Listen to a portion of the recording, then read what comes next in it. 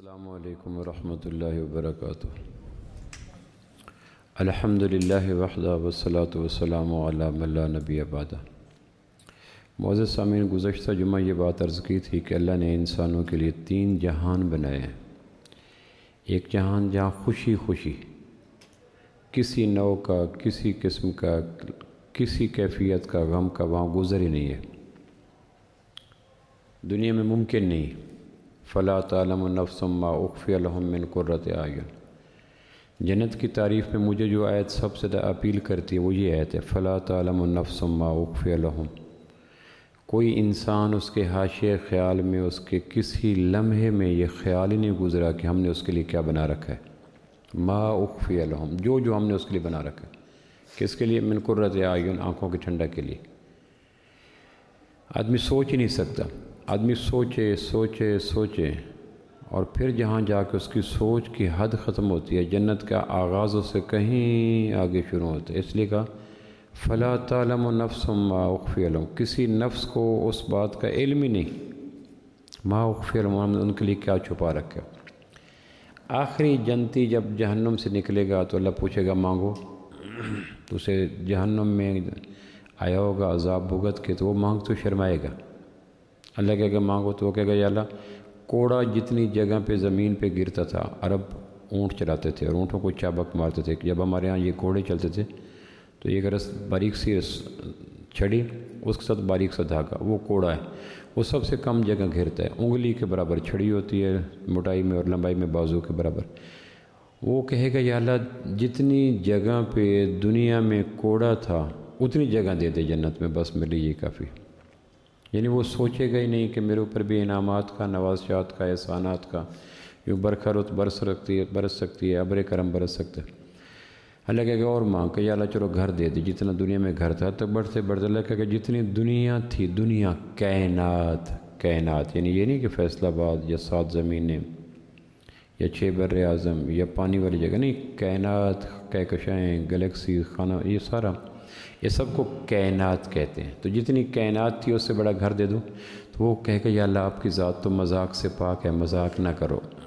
تو اللہ کہے گا جتنی کائنات تھی اس سے 10 گنا بڑا فرنش گھر، بنا ہوا گھر، جس میں باغات ہیں، نہریں ہیں، چشمے ہیں، پھل ہیں، پھول ہیں، مکان ہیں، گراسی لانز ہیں، حتیٰ کہ جو کچھ وہ سارا دے دیا۔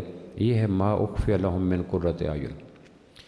ہمارا عالم میں یہ ہے کہ ہمارے دل و دماغ پہ دنیا نے اتنا قبضہ کیا ہے کہ اس میں چھینٹ جگہ باقی نہیں ہے جہاں جنت قیام کر سکے۔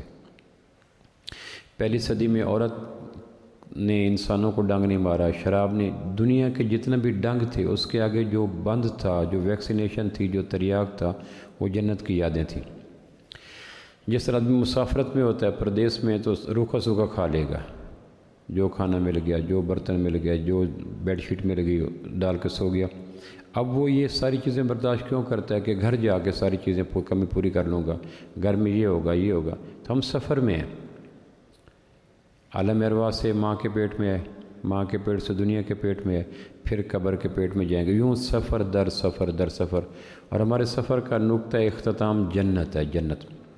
تو جس طرح ہر آدمی اپنے گھر میں جا کے خوش ہوتا ہے، اپنا گھر کتنا ہی ویراں ہو پھر اپنا گھر ہے، بستر خاک لگے تخت سلیماں مجھ کو، اپنا گھر تو جنت ہے، وہیں سے نکلے تھے، کچھ وقت کے لیے آگے۔ تو اب ہمارے دل و دماغ پہ جنت ہے کوئی نہیں، اس لیے عورت دنیا کے دیکھیں، مال دنیا کا دیکھیں، حسن دنیا کا دیکھیں، زمین دنیا کی دیکھیں، گاڑی دنیا کی دیکھیں، سونا دنیا کا دیکھیں، تو ہم چاروں شانے چت ہو کے گر جاتے ہیں، ایمان بھی، ہوش بھی، وجدان بھی، ضمیر بھی، عقل بھی، شعور بھی، ان ساری چیزوں کے نام کر دیتے ہیں۔ صحابہ کو یہ سانپ ڈنگ مار نہیں سکے، چونکہ آمنہ کے لال صلی اللہ علیہ وسلم نے ان کے شعور میں، لاشعور میں، وجدان میں، انگ انگ میں جنت کو اتنا اونڈیلا کہ مت پوچھو۔ کسرا ایران کے دربار میں جب عقبہ بن عامر رضی اللہ گئے ہیں صحابی، تو اس نے دربار سجایا ہوا تھا۔ کیسر روم جب کسرا ایران کے دربار میں گیا تھا تو کسرا ایران نے دور سے اس کی نفسیاتی کیفیت دیکھی تھی، اس کے چہرے پہ رنگ آ رہے تھے، ماتھے پہ شکنیں آ رہی تھی، آنکھوں میں ڈورے ابھر رہے تھے، تو وہ سمجھ گیا کہ کیسر روم کے اوپر کسرا ایران کے محل کا اثر آ گیا۔ لیکن جب یہ صحابی گئے، خانہ بدوش صحابی، ایران قادسیہ کی جنگ میں، عہد فاروق میں، کسرا ایران میں، تو ویپن سجے ہوئے تھے، سونا چاندی رکھا ہوا تھا، اسلحہ سجا ہوا تھا، اور ان کے اوپر اس نے دیکھا دور سے بیٹھ کر، رستم بیٹھا تھا، کسرا ایران بیٹھا تھا یزدگرد، اس نے دیکھا کہ اس صحابی کے پاس نیزہ ہے، اور نیزہ وہ کسرا کی جو قالین تھا اس کا نام تھا باغ و بہار، وہ 1 ایکڑ میں پھیلا ہوا تھا، ایکڑ میں، اس پہ پورے ایران کا نقشہ بنا ہوا تھا۔ تو یہ صحابی بڑے اطمینان سے اس کے کسرا کے اس قالین کے اوپر اپنا نیزہ کی انی چبوتے وہ ادھیڑتے گئے، پھاڑتے گئے، ادھیڑتے گئے۔ تو رستم کہنے لگا کیسے بدو لوگ ہیں، ان کو باغ و بہار کی قالین کی اہمیت کا، وقت کا، قیمتی ہونے کا اندازہ نہیں۔ تو بادشاہوں کے دماغ بادشاہوں جیسے ہوتے ہیں، یہ سپہ سالار تھا، جنگجو تھا، اور کسرا ایران بادشاہ تھا۔ اس نے کہا تمہارے ذہن میں اس کے یہ خوف ہے کہ اس نے میرے باغ و بہار قالین کو ادھیڑ کے رکھ دیا، میرے ذہن میں یہ بات ہے کہ میرا محل اور آلات اور اسلحہ اور چیزیں، اس کا ان کے چہرے پہ عکس ہی کوئی نہیں، نہ متاثر ہوئے ہیں، نہ چہرے کے رنگ بدلے ہیں، نہ کروٹیں بدلی ہیں۔ یہ کیسے لوگ ہیں؟ تم کہتے ہو غریب ہیں۔ میرے محل میں تو بادشاہ آیا تھا کیسر روم، اور اس کے کئی رنگ گئے تھے، کوس قزح کی طرح کئی گئے تھے، اور یہ تم کہتے ہو غریب ماز ہیں، فقیر ماز ہیں، چچڑے پہنتے ہیں، پھٹے پرانے سے لباس ہوتے ہیں ان کے، اور گدھے ان کی سواری ہوتی ہے، اور تم یہ کہتے ہو ان کے پس منظر میں کچھ نہیں، یہ بہت بڑے امیر لوگ ہیں۔ تو پھر اس نے پوچھا کسرا ایران نے اس صحابی سے، ربیع بن عامر رضی اللہ عنہ سے، کہ ایسا کبھی محل دیکھا؟ تو اس کے ذہن میں تھا کہ وہ صحابی کہا کہ جی ماشاءاللہ یہ ہے وہ ہے۔ انہوں نے کہا ہمارے محبوب صلی اللہ علیہ وسلم نے ہمارے دل و دماغ میں جنت کے محلات کا اتنا عکس بٹھا دیا کہ ان محلات کے دیکھنے اور تأثر کے لیے ہمارے دماغ میں کوئی خانہ باقی نہیں۔ جس طرح یورپ نے اب ہمارے دماغوں میں دنیا، پیسہ، وجاہت، شہرت، شہوت، دولت، ذوق اتنا بھر دیا کہ ہماری آنکھیں پھٹ جاتی ہیں۔ میں ایک آدمی کی تعزیت کرنے کے لیے گیا، 70 مربے کا مالک، تو میں نے کسی کو بتایا 70 مربع، تو اس کی آنکھوں کیسے جیسے وائپر بھول گیا حرکت، بس 70 مربع اس ایک آدمی کا۔ میرے گاؤں کے پاس اس کا گاؤں تھا کوٹ مراد۔ تو اب یہ ہم تاثر کیوں لیتے ہیں؟ کوئی بادشاہ آ گیا، کوئی ڈی سی آ گیا، کوئی صدر آ گیا، کوئی وی سی آ گیا، کوئی بریگیڈیئر آ گیا، کوئی جنرل آ گیا، اور ہم کانپنا شروع ہو جاتے ہیں۔ وجہ کیا ہے کہ ہمارے دل و دماغ میں شعور لا شعور میں جنت نہیں ہے، اس لیے ہم چھوٹی چھوٹی باتوں پہ ڈر جاتے ہیں۔ تو پہلی صدی کا حسن یہ تھا کہ نہ شراب کشش پیدا کر سکا، نہ عورت کشش پیدا کر سکی، نہ موسیقی کشش پیدا کر سکی، نہ دنیا کی کوئی نعمت ڈنگ مار سکی۔ ان خوش نصیبوں کے دماغ میں سورہ رحمان اتری تھی، سورہ واقعہ اتری تھی، سورہ ملک اتری ہوئی تھی، اور اس میں جنت ہی جنت، جنت ہی جنت، جنت جنت۔ دوسرا جہان جس میں غم ہی غم ہیں، دکھ ہی دکھ ہیں، پریشانی پریشانی ہے، چھینٹ نہیں ہے خوشی کی، عکس نہیں ہے خوشی کو، اس کا نام دوزخ ہے۔ قرآن مجید میں سورہ فرقان میں آتا ہے اہل ایمان اپنی دعاؤں میں یہ دعا مانگتے ہیں، یا اللہ میں دوزخ سے بچا۔ سب سے بچنے والی، ڈرنے والی، فاصلے پہ رہنے والی چیز کا نام دوزخ ہے۔ وہ دنیا کی غربت، دنیا کی بھوک، دنیا کی پیاس، دنیا کی ذلت، دنیا کی سردی، دنیا کے دکھ، دنیا کی بیماری، دنیا کی شدت، دنیا کی تلخی، اس کا تو پاسنگ میں نہیں ہے دوزخ کے اندر۔ حدیث میں آتا ہے، حدیث پاک میں آتا ہے جہنم کے اندر، سورج کے اندر اللہ جہنم کی گرمی بھرتے ہیں جس کی کچھ حصہ زمین پہ آتا ہے۔ جو یہ سورج میں ہیٹ آتی ہے، جیسے میں اور آپ جلاتے ہیں ہیٹر یا گیزر یا تندور، تو اس کے گرمی ہمارے کمرے میں آتی ہے۔ حدیث میں آتا ہے، بنص حدیث یہ ثابت ہے بات کہ سورج کے اندر جو گرمی ہے، جو روشنی ہے، یہ جہنم کی روشنی ہے۔ جہنم کی گرمی آتی ہے تو 9 کروڑ 30 لاکھ میل، جو فلکیات والے کہتے ہیں سورج ہم سے دور ہے، تو 9 کروڑ 30 لاکھ میل کے فاصلے میں دریا بھی ہیں، سمندر بھی ہیں، پہاڑ بھی ہیں، درخت بھی ہیں، اور زمین بھی تانبے کی نہیں ہے۔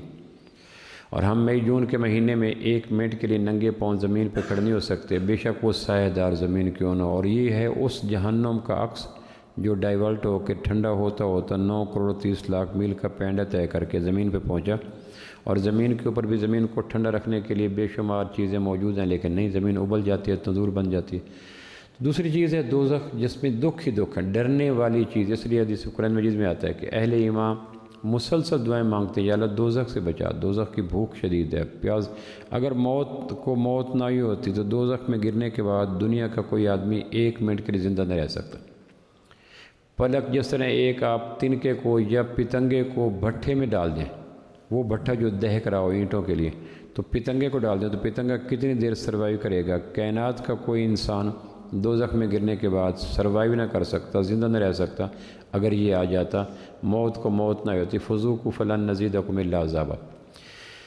تیسرا جہان جو ہے وہ دنیا ہے جس میں دونوں چیزیں، جس میں میں اور آپ بیٹھے ہیں، یہ جہان تیسرا جہان ہے جس میں دنیا جس کو کہتے ہیں، اس میں غم زیادہ ہیں، خوشیاں کم ہیں، دکھ زیادہ ہیں، سکھ کم ہے، پریشانیاں زیادہ ہیں، قرار کم ہے۔ آدمی کسی چیز کی مینوفیکچرنگ کو جان لے تو پھر پریشانی، اس کو ہاتھ نہ لگانا کرنٹ لگ جائے گا تو پھر آدمی سمجھتا ہے، اس کو نہ پینا زبان کڑوی ہو جائے گی تو آدمی نہیں پیتا۔ آدمی کو جب کسی چیز کی حقیقت کا ادراک اور شعور ہو جائے تو آدمی بچتا ہے۔ اللہ کہتا ہے دنیا کے اندر غم زیادہ ہیں، خوشیاں کم ہیں۔ جو دنیا میں زیادہ لگے گا اس کے مقدر میں غم زیادہ ہوں گے۔ میرا ایک دوست تھا، اس کی ایک ویگن تھی، جنگ سے احمد پور سے آل چلتی تھی، ایک ویگن، صبح جانے 2 چکر لگنے، شام کو مغرب کے وقت چکر لگا کے ویگن آتی۔ وہ ویگن والے سے پوچھتا بھائی کتنی سواریاں کتنی آمد، 2-4 منٹ میں فارغ ہو کے گھر چلا جاتا، گھر جا کے کھانا کھاتا، بچوں سے گپ شپ کرتا اور سو جاتا۔ پھر اس کے ذہن میں ویگن ایک اور لی جائے، پھر اور لی جائے، پھر تک کہ 20-25 ویگنیں ہو گئیں۔ اب اس بیچارہ کو رات 2 بجے سے پہلے گھر نہیں جا سکتا تھا۔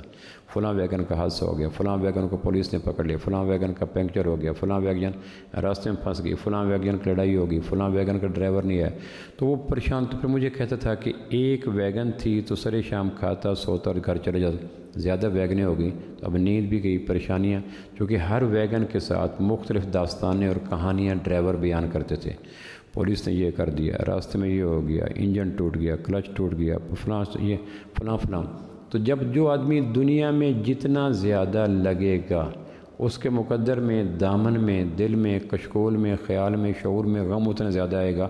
یہ ایک ایسے ہی ہے جیسے پانی پینے سے پیاس بجھتی ہے، انگارہ پکڑنے سے ہاتھ جلتا ہے، یا کھانا کھانے سے پیٹ بھرتا ہے۔ اس سے زیادہ بدیہی حقیقت یہ ہے کہ جو آدمی دنیا کی مصروفیات میں زیادہ لگا ہوگا اس کے دل و دماغ میں غم زیادہ ہوں گے۔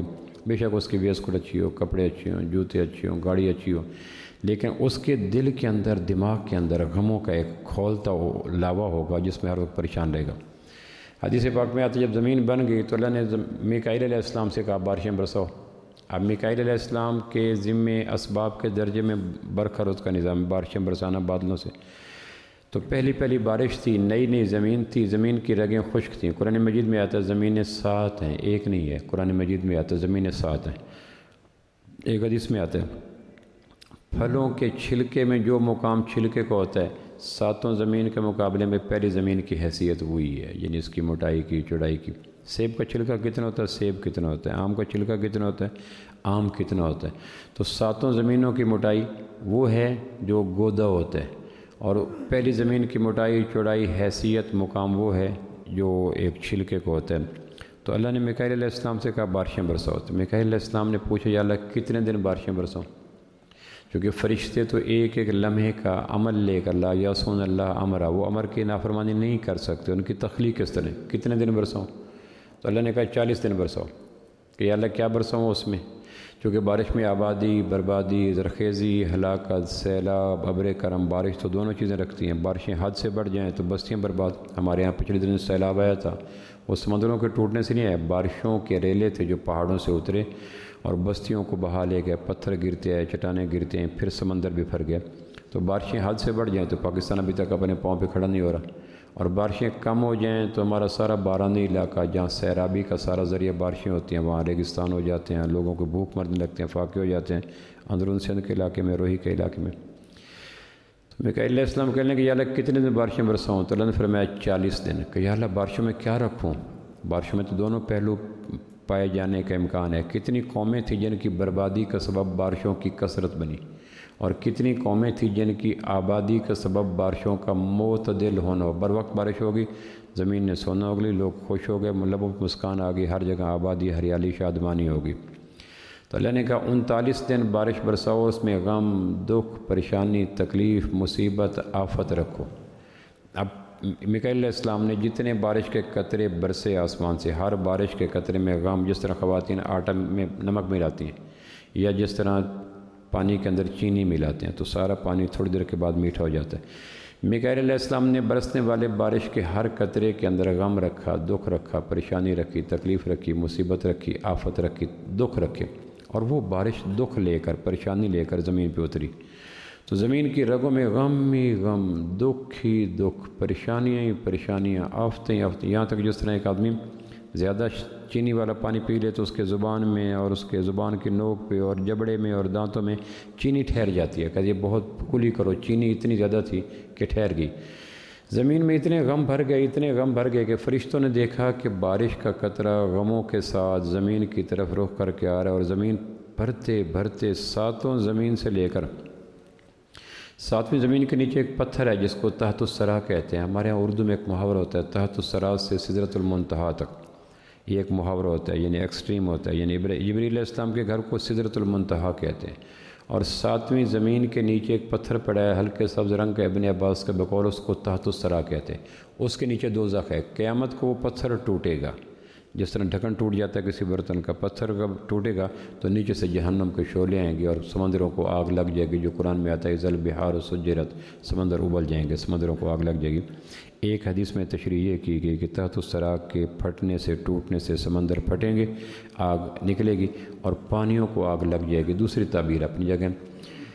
تو سدرۃ بارش غم اتنا برسا کہ تحت الثری کی تہ کے اوپر غموں کی بارش پہنچ گئی. زمین چوستی گئی چوستی گئی چوستی گئی یہاں تک کہ ساتویں زمین کے نیچے پڑے ہوئے اس پتھر کے ہلکے سبز رنگ کے پتھر کی سطح کے اوپر اس 39 دن کے غموں کی بارش کا عکس جا کے پہنچ گیا.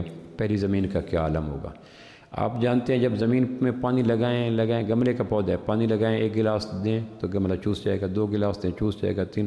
پھر اگر آپ بالٹی بھر کے دیں تو پھر ایک وقت آتا ہے کہ پانی اوپر تیرنا شروع ہو جاتا ہے. زمین پانی گملہ پانی مزید چوستا نہیں ہے. زمین میں 39 دن میں چونکہ شرق سے غرب، شمال سے جنوب، آغاز سے اختتام پانی برسا. پورا آسمان برس رہا تھا، مسلسل برس رہا تھا، بغیر وقفے کے برس رہا تھا، تسلسل سے برس رہا تھا، پے در پے برس رہا تھا. تو آگے کوئی بند نہیں تھا. اتنا برسا کہ تحت الثری سے لے کر جہاں میں اور آپ بیٹھے ہیں یہاں غم ہی غم بھر گیا، غم ہی غم بھر گئے. اوپر اور حصہ خشک رہ گیا جہاں میں اور آپ بیٹھے ہیں. آپ نے کبھی دیکھو دریاؤں کا پانی جب اتر جاتا ہے تو اس کو دلدلی زمین کہتے ہیں. دلدلی زمین کا مزاج یہ ہوتا ہے کہ اوپر کی زمین کی جو ہونٹ ہوتی ہے اوپر رہتا ہے وہ خشک ہوتی ہے، نیچے کیچڑ ہوتا ہے. لوگ غلطی سے خشک زمین کے حصے کو دیکھ کر پاؤں رکھتے ہیں اور پھر نیچے والا گارا اور کیچڑ اس کو کھینچنا شروع کر دیتا ہے. پھر وہ زور لگاتے ہیں تو جتنا زور لگاتے ہیں اوپر نکلنے کے لیے اتنا وہ نیچے دبتے یہاں تک کہ ان کے بالوں کے سروں سے لوگ پہچانتے ہیں کہ یہاں کو آدمی دفن ہوگا. اس کو دلدلی زمین کہتے ہیں. فرشتوں نے دیکھا کہ غم ہی غم ہے تو انہوں نے اس جہان کا نام رکھا دارالحزن، غموں کا جہان. جیسے کہتے ہیں لکڑی منڈی، سبز منڈی، غلہ منڈی، فلان ہوتی ہیں منڈیوں کے جہاں چیزیں زیادہ پڑی تو ہم ویسے نام رکھ دیتے ہیں. فرشتوں نے اس ڈے 1 کی بارشوں کو دیکھ کر اس کائنات جہاں میں اور آپ رہتے ہیں اس کا نام رکھا دارالحزن، غموں کا جان. یہ جگ جھوٹا، لوگ بھی جھوٹے، جھوٹا سب سنسار عزیز، جس کو دیکھا دکھیا پایا ازلوں سے بیمار عزیز. دنیا میں اب گھومیں تو ایک انسان ایسا نہیں ملے گا جس کے اوپر یا دائیں یا بائیں یا آگے یا پیچھے یا ذات یا کائنات یا خارج یا داخل میں غم نے اس کو ڈنگ نہ مارو. دنیا کے 7 ارب انسانوں میں ایک انسان بھی ڈھونڈنے سے نہیں ملے گا جو رہتا زمین پہ اور زمین کے غموں سے بے نیاز ہو. عمل الانسان ما تمنى، بوڑھا کون ہونا چاہتا ہے، بیمار کون ہونا چاہتا ہے، بیوی کو کون مرنے دینا چاہتا ہے، اولاد کی نافرمانی کون چاہتا ہے، موسموں کی سختی کون چاہتا ہے، کورونا کی وبا کون چاہتا ہے، پے در پے بارشیں کون چاہتا ہے، پارٹیوں کا ڈوبنا کون چاہتا ہے. اتنی داخل اور خارج کے غم ہیں. بنو امیہ کے ایک بادشاہ نے کہا، بنو عباس کے بادشاہ نے کہا کہ آج کا دن میں خوشی سے منانا چاہتا ہوں. اپنے وزیروں کو کہا کہ جو سرحدوں کی خبریں ہوتی ہیں، حادثے کی، پریشانیوں کی، میرے تک نہ پہنچایا جائیں. آج کا دن میں خوشی کے ساتھ تو اپنی لونڈی کو بلایا اور کمرے میں چلا گیا اور اس کو کہا میری ران پہ سر رکھو. اور آج کا دن اتنی خوشی سے منانا چاہتا ہوں کہ میرے اوپر غم کی کوئی سایہ نہ پڑے. تو یہ کہہ کر انگور کا خوشہ پڑا تھا. انگور کے خوشے میں کئی انگور ہوتے ہیں تو اس نے ایک انگور توڑ کر اپنے ہاتھ سے اپنی لونڈی کے منہ میں فرجانا اس کے منہ میں ڈالا. وہ جو انگور کا دانہ تھا وہ غذا کی نالی کی بجائے ہوا کی نالی میں چلا گیا اور اس کی لونڈی نے تڑپ کر اس کی رانوں پہ جان دے دی. اس نے کہا میں نے باہر کا انتظام کر لیا، اندر کا انتظام نہ کر سکا. تو دنیا کا کوئی انسان ایسا نہیں ہے جو غموں سے بے نیاز ہو. غم ہوتے ہیں دور سے ٹیپ ٹاپ، اندر سے حیدرآباد. یہ نہیں ہوتا. ہر جگہ آدمی پریشان ضرور رہتا ہے. وحشتیں بکھری پڑی ہیں جس طرف بھی جاؤں میں، گھوم پھر آیا ہوں تیرا شہر اپنے گاؤں میں. آپ نے کبھی بند گوبھی کو دیکھو، پتہ اتارتے ہیں پھر پتہ اتارتے ہیں پھر پتہ اتارتے ہیں پھر پتہ. تو ایک آدمی ناواقف ہے، وہ سمجھے گا شاید پتے اتارنے سے بیچ میں وہ حصہ نکلے گا جو پکانے کے قابل ہو. تو آخر تک پتے نکلتے. آپ جس آدمی کو کھولیں پتے کھلتے جائیں گے، غم نکلتے ہیں گے، اگلا غم دوسرے تیز، اگلا غم دوسرے سے تیز، یہاں تک کہ غم ہی غم. اور آپ کہیں گے مجھے نکلنا چاہیے، اتنے غم زدہ ہے کہ اس کے غم کا عکس میرے اوپر نہ پڑ جائے. تو فرشتوں نے اس دنیا کا نام رکھا دارالحزن، یہ غموں کا جہان ہے. پھر فرشتوں نے اللہ سے کہا یا اللہ یہاں ہمیں نہ بھیجنا. جیسے کوئی غلط زمین ہوتی ہے نا خراب جگہ پہ، یار یہاں پلاٹ مجھے نہ دینا. یہاں تو ساتھ دلدل ہے یا ساتھ پاور لومیں چلتی ہیں یا ساتھ گندا ٹو ہے، بدبو آتی ہے، مجھے نہ بھیجنا۔ تو فرشتوں نے کہا یا اللہ اس دارالحزن میں ہمیں نہ بھیجنا، یہاں غم ہی غم ہے۔ تو اللہ نے کہا تمہیں نہیں بھیجوں گا۔ تو پھر فرشتے کہنے لگے کن کو بھیجے گا؟ تو اللہ نے ہماری روحوں کی طرف اشارہ کیا، ان کو بھیجوں گا۔ تو فرشتوں نے ہمیں حسرت سے دیکھا، رشک سے نہیں، فخر سے نہیں، کہ یہ کیسے لوگ ہیں جو غموں کے جہان میں جائیں گے اور جن کے پاؤں کے ناخن سے سر کی چوٹی تک غم ہی غم ان کو دستک دیں گے، ظاہر سے، باطن سے، داخل سے، خارج سے، اور ہم یہاں آ گئے۔ 40واں دن باقی تھا تو میکائیل نے پوچھا یا اللہ اب کیا برساؤں؟ تو اللہ نے کہا خوشی کے چھینٹے خوشی رکھ دو بارش کے قطروں میں۔ تو پھر میکائیل علیہ السلام نے 40واں دن جو لاسٹ ڈے تھا اس میں خوشی رکھ دی، پھر وہ بارش برسی۔ تو پھر وہ بارش کو زمین نے چوسنے سے انکار کر دیا، چونکہ زمین پہلے غموں کی بارش مسلسل چوس چکی تھی۔ جیسے میں نے کہا نا گملے کو پانی ڈالتے جائیں تو ایک وقت آتا ہے کہ پانی گملے کے اوپر کھڑا ہو جاتا ہے۔ یہ اس بات کا ثبوت ہوتا ہے کہ میری رگیں، شریانیں، نیچے والا حصہ سارا خشک ہو چکا ہے، میں نہیں مزید پی سکتا۔ تو زمین نے مزید پانی کو چوسنے سے ڈینائی کر دیا، انکار کر دیا کہ میں مزید پانی نہیں چوس سکتی۔ تو پھر اوپر ایک تہ لگ گئی، جس طرح ہم وائٹ واش کرتے ہیں، گھر میں مکان بناتے ہیں تو اوپر ایک سفیدی کر دیتے ہیں، اندر پھر سیمنٹ ہوتا ہے، دھبے ہوتے ہیں، داغ ہوتے ہیں، اوپر سفیدی کرنے سے داغ دھبے چھپ جاتے ہیں۔ تو زمین کا جو اوپر والا حصہ تھا، جو زمین کا ہونٹ تھا یا سطح تھی یا اپر لیئر تھی، اس کے اوپر وہ خوشیوں کے پانی کی لیئر سی لگ گئی۔ تو فرشتوں نے یہ منظر دیکھا تو اس کا نام رکھا دارالغرور، دھوکے کا گھر۔ پہلے رکھا دارالحزن، غموں کا گھر۔ تو اب غموں کے گھر کے اوپر جو اوپر ٹیپ ٹاپ تھی وہ خوشیوں کی ہوگی، تو انہوں نے رکھا دارالغرور، یہ تو دھوکے کا گھر ہے کہ جو آدمی اس کو دیکھے گا لٹو ہو جائے گا، یہاں کی عورت پہ، یہاں کی زمین پہ، یہاں کے مکان پہ، یہاں کے اقتدار پہ، یہاں کے عہدوں پہ، اور پاؤں رکھے گا اس لٹو ہو کر، تو پھر ایک وقت آئے گا کہ دلدلی مزاج زمین کی طرح دھنستا جائے گا، دھنستا جائے گا، دھنستا جائے گا۔ آپ کبھی ان لوگوں کو دیکھیں جو جن کی صبح سے شام تک ایکسپورٹ ہو رہا ہے، امپورٹ ہو رہا ہے، کام، تو اللہ کی ذات کی قسم ان کے پاس بیٹھتے ہوئے حبس آتی ہے، گھٹن ہوتی ہے، تندور مزاج لوگ ہوتے ہیں، اور یہ مت پوچھیں، ایسے ہوتے ہیں کہ ان کے پاس بیٹھتے ہوئے خوف آتا ہے، اتنے غم ہوتے ہیں، اتنی پریشانی ہوتی ہے۔ ہماری کم نصیبی ہے کہ ہم ان کی گاڑی دیکھتے ہیں، ڈرائیور دیکھتے ہیں، ٹیپ ٹاپ دیکھتے ہیں، حالانکہ پرہیز کی ایک لمبی فہرست، خوف کی ایک لمبی فہرست، تھکن کی ایک لمبی فہرست، پریشانیوں کی ایک لمبی فہرست، اور سونا سلیپنگ پلز کے بغیر نہیں ہوتا۔ تو فرشتوں نے نام رکھ دیا دارالغرور، یہ تو دھوکے کا گھر ہے، اس لیے اس کو کہا کہ جہاں ہم رہتے ہیں دھوکے کا گھر ہے۔ تو یہ جو کائنات بنائی گئی تیسرا جہان، اس میں غم زیادہ ہیں، خوشیاں کم ہیں، دکھ زیادہ ہیں، سکھ کم ہیں، اور راحتیں کم ہیں، آفتیں زیادہ ہیں، اس میں محبتیں کم ہیں، نفرتیں زیادہ ہیں۔ اس کی تخلیق اس طرح جیسے لکھا ہوتا ہے نا، اس ڈبے کے اندر شیشے کے برتن ہیں، احتیاط سے رکھیں۔ تو لوگ لوڈنگ ان لوڈے کرتے ہوئے احتیاط کرتے ہیں کہ اس برتن کے اندر شیشہ ہے۔ اللہ نے کہا اس دنیا کے اندر غم زیادہ ہیں، احتیاط سے رہنا، زیادہ دل نہ لگانا، زیادہ جی نہ لگانا، اس کے چکروں میں نہ پڑ جانا، ورنہ دکھ تمہارے انگ انگ میں، رگ رگ میں، نس نس میں، قطرے قطرے میں، حتیٰ کہ گردہ، جگر، پھیپھڑا، بال، کھال، ہر جگہ میں غم ہی غم نکلیں گے۔ دیکھنا یہ ساری حقیقتیں قرآن میں اور حدیث میں ہمیں بتا دی گئیں، اس لیے کہ کل کلاں دھوکے میں رکھ کر کوئی دلدلی جگہ پہ پاؤں رکھ کر خوش نہ ہو جائے۔ اس لیے کہتے ہیں کہ جو زیادہ دنیا میں لگا ہوتا ہے اس سے تعلق نہ رکھو، چونکہ دکھ متعدی مرض ہوتے ہیں جو دکھی لوگوں کے پاس بیٹھنے سے لگ جاتے ہیں۔ تو اب یہ جہان کیوں بنایا؟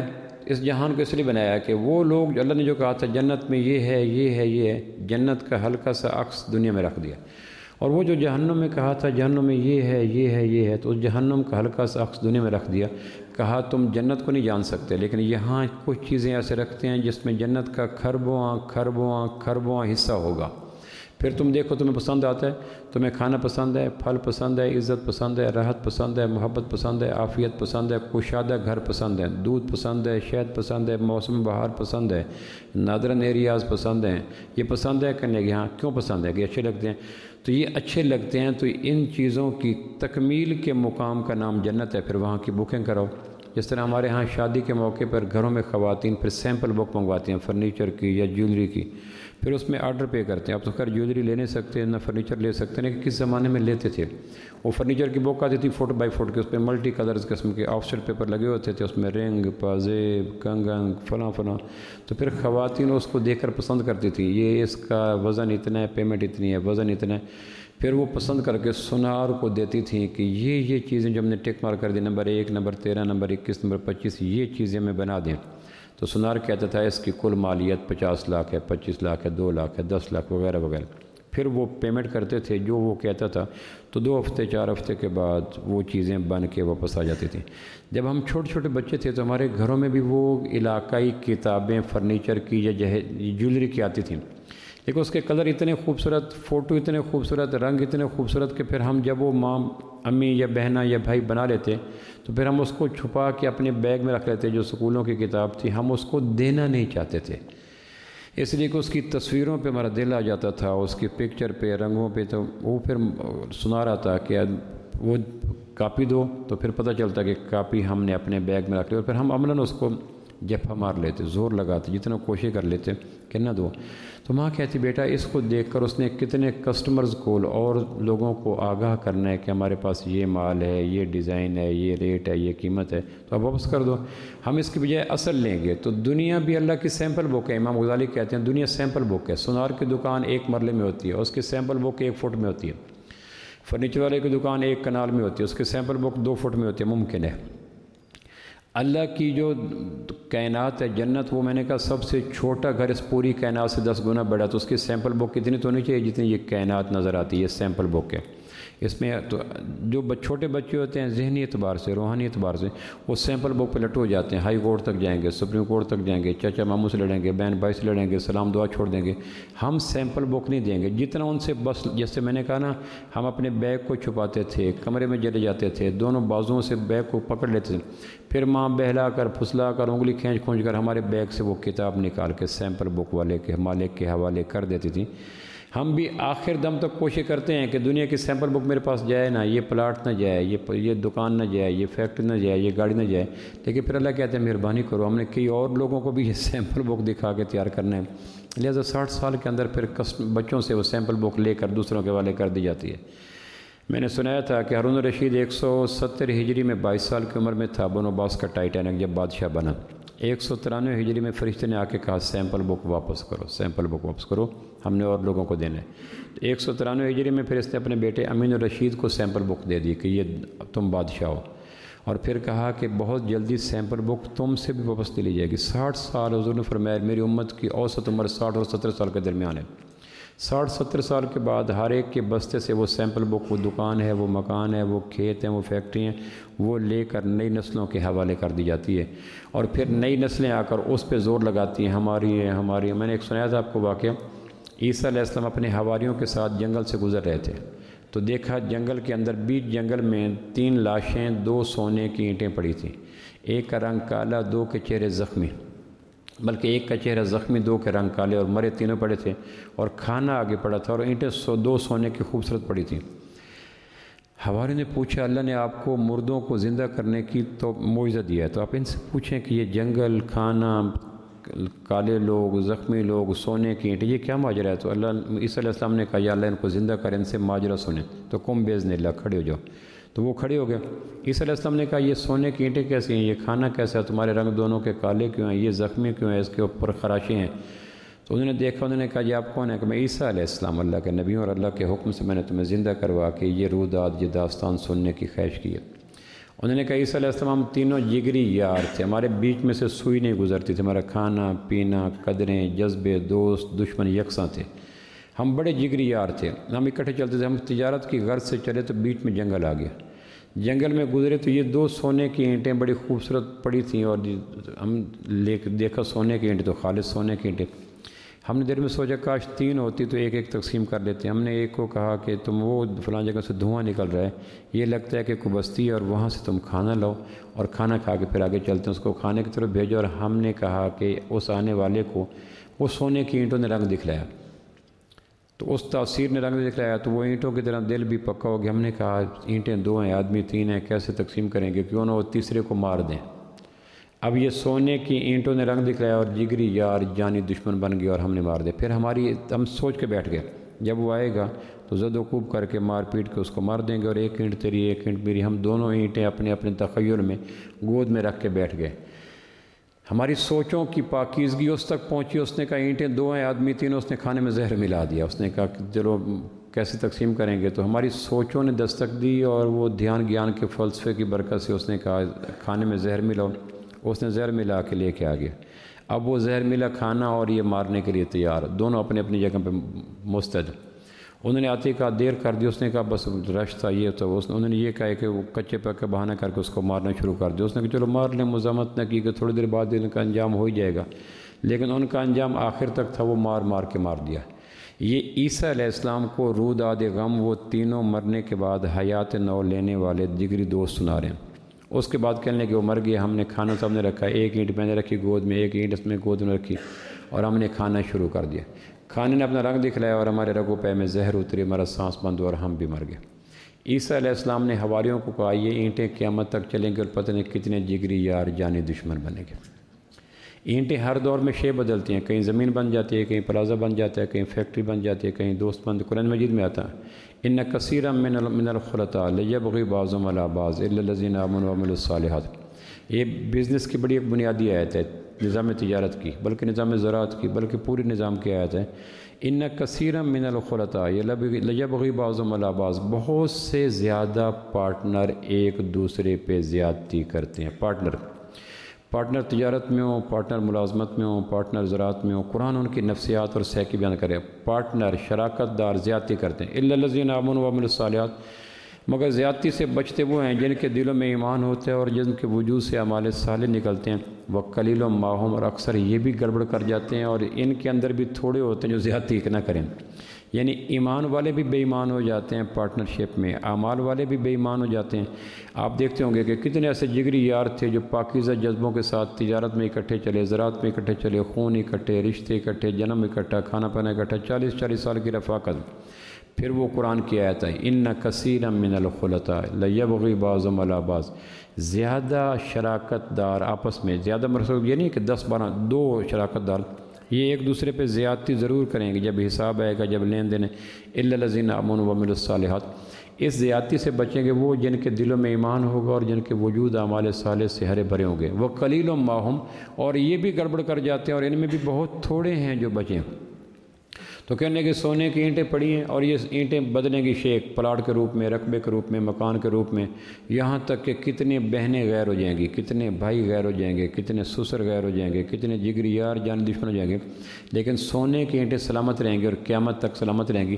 اور لڑنے والے لڑ کے زخمی ہوں گے، زہر دیں گے، مقدمے کریں گے، کوٹ جائیں گے، تدبیریں کریں گے، تجویزیں کریں گے، پنچایتیں کریں گے، لڑائیاں کریں گے، بول بلارہ کریں گے، قطع طلقی کریں گے، اور اینٹیں پھر ویسے کے ویسے رہ جائیں گی۔ اور یہ اینٹیں قیامت تک ختم نہیں ہوگی۔ اس لیے حدیث پاک میں آتا ہے کہ قرب قیامت میں اللہ، جب قیامت ہو جائے گی اور کوئی بھی نہیں رہے گا تو اللہ پوچھیں گے جبریل علیہ السلام سے ہم نے جو زمین بنائی تھی شروع میں وہ کتنی تھی؟ تو لوح محفوظ پہ لکھا ہوگا اتنی تھی۔ تو جبریل علیہ السلام کہیں گے یا اللہ اتنی تھی، جو بھی میجرمنٹ ہوگی۔ اللہ کہیں گے اب اس وقت جب کہ کائنات اپنے فطری لمحات پورے کر کے منطقی انجام کو پہنچ چکی ہے، لوگ مر چکے ہیں، اب جا کے دیکھو زمین کتنی ہے۔ تو جبریل علیہ السلام آنے وعد میں جا کے زمین کو ماپیں گے اور کہیں گے یا اللہ اتنی ہی ہے جتنی بنائی تھی اور جتنی لوح محفوظ میں لکھی تھی۔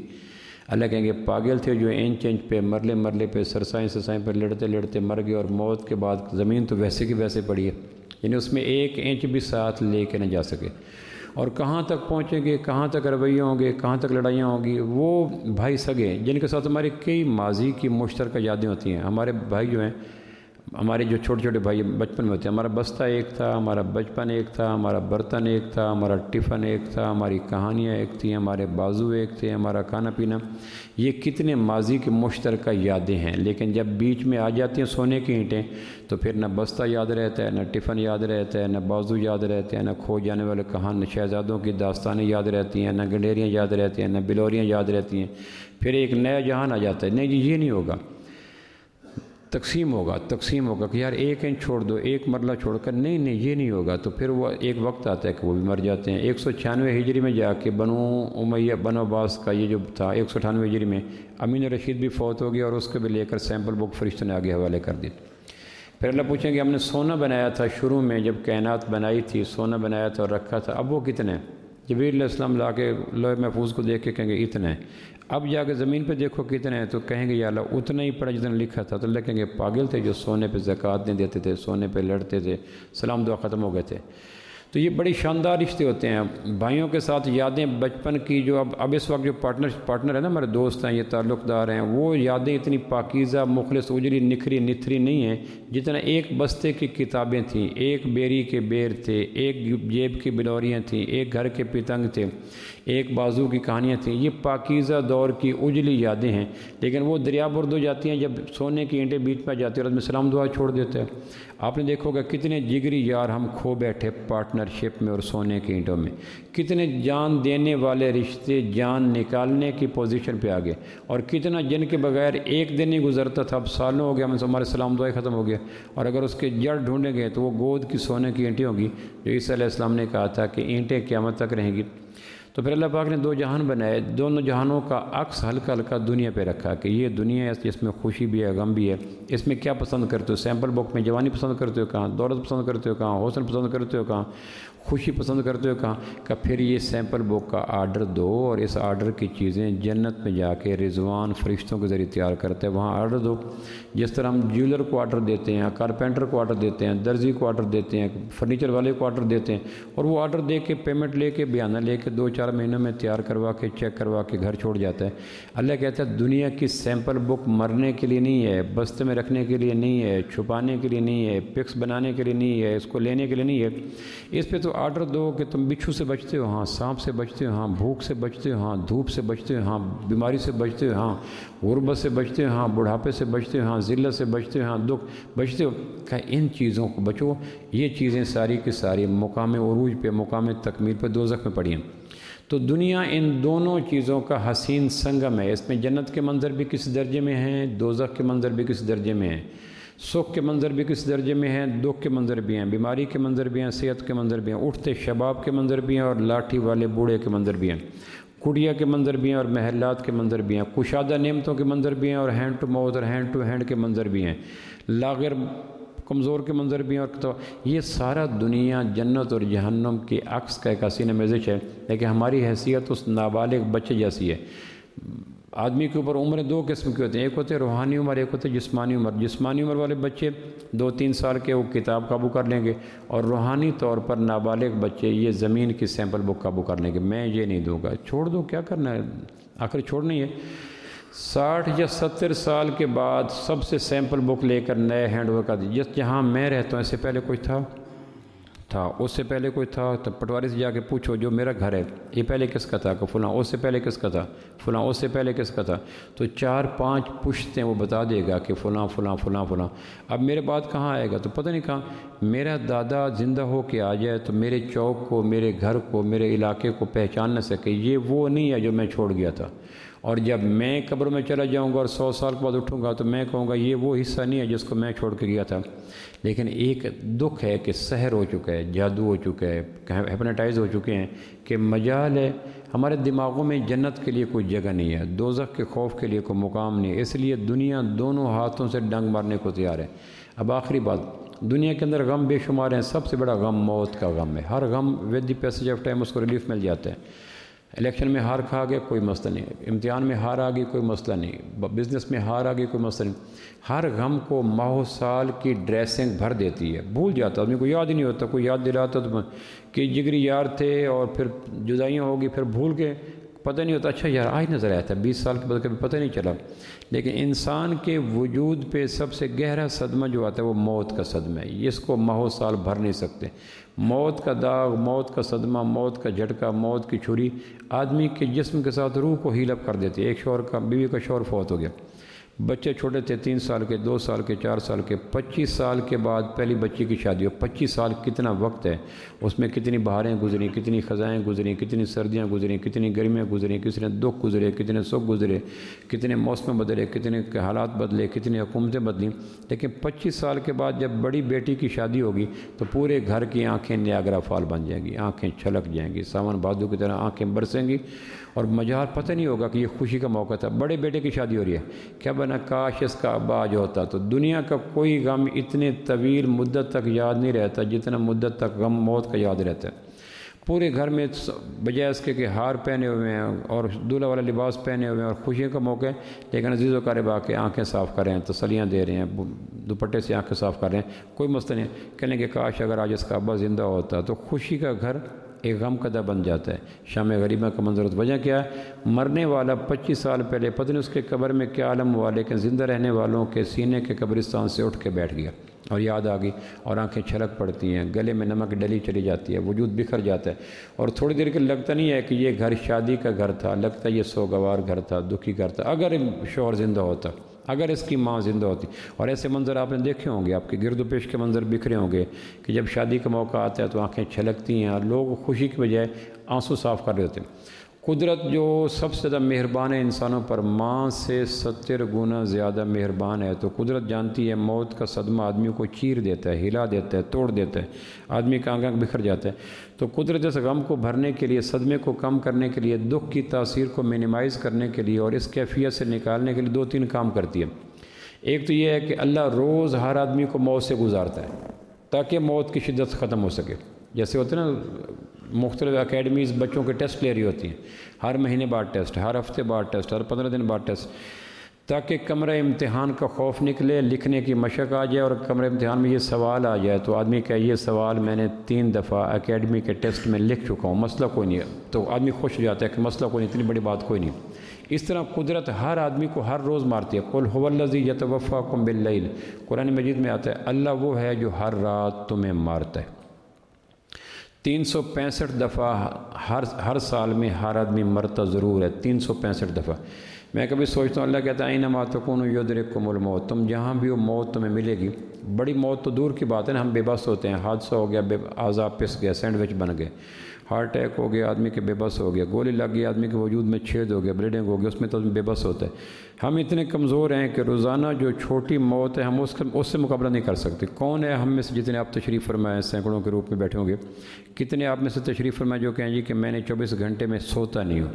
ہم چھوٹی موت سے اپنی طاقت کے باوجود، ہم ایم اے ہیں، پی ایچ ڈی ہیں، تاجر ہیں، کاشتکار ہیں، کھرب پتی ہیں، چھوٹی موت کے آگے روزانہ سرنڈر کر جاتے ہیں اور سو جاتے ہیں۔ نہ ہو تو بیٹھے بیٹھے ہوں آ جاتے ہیں، نہ ہو تو جھٹکے لگنا شروع ہو جاتے ہیں، ڈوزی پوزیشن میں چلے جاتے ہیں۔ ہم چھوٹی موت کا مقابلہ نہیں کر سکتے، حالانکہ اپنا کمرہ، تیز چائے پی لیں، چلنا شروع، لیکن 24 گھنٹے کے بعد بالآخر ہماری آنکھیں ابل جاتی ہیں، جسم ٹوٹ جاتا ہے، نیند آنا شروع ہو جاتی ہے، اور آدمی کھانا کھاتے کھاتے، میں عمرہ کر کے واپس آیا تو اپنی گاڑی پہ گاؤں جا رہا تھا، اب عمرہ کر کے واپس آتے ہیں تو پاکستان پہنچتے پہنچتے آدمی کو 22، 23، 24 گھنٹے ریسٹ لیس ہو جاتا ہے، تھک جاتا ہے، ایئرپورٹ پہ، جدہ ایئرپورٹ، واپسی، لاہور، سامان کلیئرنس وغیرہ وغیرہ۔ جب میں آیا تو میری 24 گھنٹے کی نیند پوری نہیں تھی، اپنی گاڑی پہ میں ڈرائیو کر رہا تھا تو میں اکیلا تھا جہاں سے میں گاؤں جا رہا تھا۔ مجھ سے کوئی 15 منٹ 20 منٹ کے بعد میری تھکن کی انتہا ہو گئی اور میں نے گاڑی روڈ کے سائڈ پہ کر کے سیٹ لمبی کر کے سو گیا۔ میں چھوٹی موت کو شکست نہیں دے سکتا، بڑی موت کو شکست کیسے دے سکتا؟ بڑی موت تو اعضاء کے بکھر جانے کا نام ہے، میرا ہارٹ میرے قابو میں نہیں ہے، میرا حادثہ میرے قابو میں نہیں ہے، میرا وجود میرے، تو میں تو چھوٹی موت کے آگے سرنڈر ہو گیا، چاروں شانے چت ہو گیا، گاڑی سائڈ پہ کی، سیٹ کو لمبا کیا، بیلٹ کھولا، آنکھوں پہ کپڑا رکھا اور میں سو گیا۔ تو اللہ کریم ہر آدمی کو بڑی موت کی تلخی سے بچانے کے لیے اور تیار کرنے کے لیے اکیڈمی ٹیسٹ لیتا ہے، روزانہ ہر آدمی کو مارتا ہے، اور قرآن مجید میں آتا ہے هو الذی یتوفاکم باللیل، رات کو بچے سوئے ہوتے ہیں تو ایک لحاظ سے بچے مرے ہوتے ہیں۔ اگر اس تناظر میں ہم بچوں کے سونے والی کیفیت کو دیکھیں کہ بچے اس وقت موت کے روپ میں ہیں، تو بڑی موت کا سانحہ، جھٹکا، حادثہ، شوق اس درجے کا نہیں رہتا، کیونکہ آدمی کہتا ہے میں نے روزانہ اپنے آنکھوں سے اپنے بچوں کو سوئے موئے دیکھا تھا۔